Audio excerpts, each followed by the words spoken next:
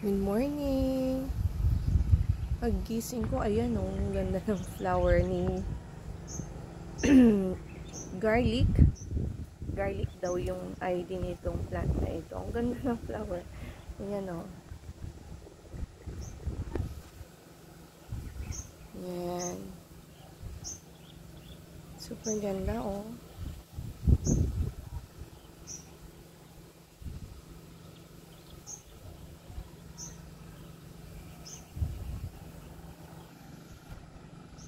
Yan. So, habang nagko-coffee, pagtingin ko sa baba, yan yung makikita mo.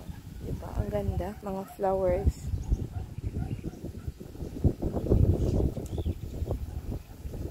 Ganda, oh. Ganda ng mga flowers.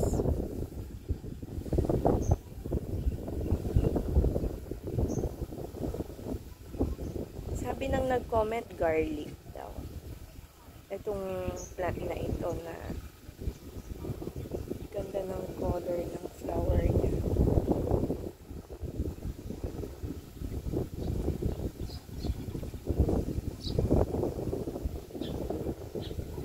Ngayon ko lang napansin nung pa-dry na ulit yung mga flowers. Kasi nung isang araw doon lang sa baba eh.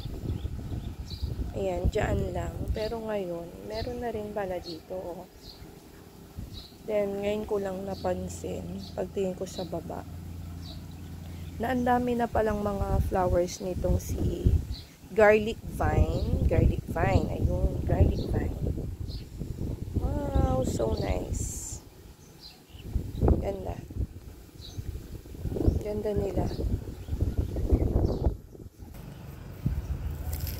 Yan pa oh. Ayan, ito pa-dry na yung mga flowers niya. Pa-dry na. Oh, so nice. Ang galing. Diba? Closer look oh. Ganda. Ganda. Nagagandahan talaga ako sa mga kumpol-kumpol. Parang bouquet na mga flowers. Bouquet. Yan, tignan natin. Yan o. Parang siyang bouquet. Kumpol-kumpol. Yan. Dami na pala. Before kasi mga dalawa, tatlo lang yung flowers. Ngayon, dahil ilang days din akong hindi nag-video o ilang weeks. Ayan, napansin ko na lang sila nung malapit nang mag-dry. Hindi ko na halos maabutan sa yung flowers ni garlic vine. Gusto ni garlic vine sa mainit. Direct sunlight. Siyempre, nandyan ang aming Chinaman's hat. Na family pala ng bougainvillea, si Chinaman's hat. Ayan, blooming pa rin. Ito si Chinaman's hat, ang tagal niyang talaga, flower.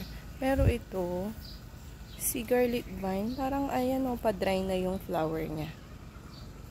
Maybe because very soft yung yung mga flowers ni garlic vine. Yeah. It made my day talaga. Pagtingin ko sa mga flowers ni garlic vine. Ganda oh.